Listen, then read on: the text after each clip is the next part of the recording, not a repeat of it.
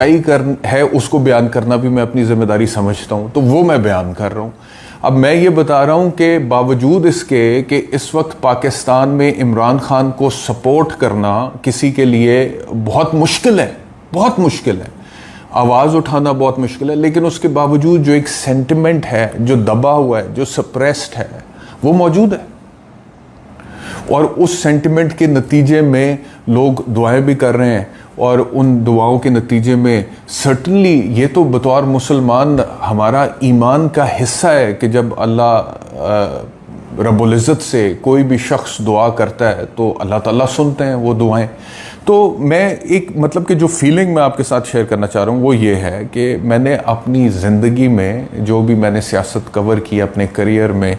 कभी ऐसे नहीं सुना लोगों को कहते हुए किसी सियासी लीडर के लिए, पाकिस्तान की मैं आपसे बात कर रहा हूँ, क्या वो मियाँ नवाज शरीफ है, आसिफ अली जरदारी है, कोई मिलिट्री डिक्टेटर है या कोई और शख्स है, उसके लिए इतना कंसर्न्ड नहीं देखा लोगों को, इतना सेंटिमेंटल नहीं देखा, इतना इमोशनल नहीं देखा, इतना टची नहीं देखा कि वो दुआएं कर रहे हो और रो भी रहे हो। तो ऐसे लोग बहुत बड़ी तादाद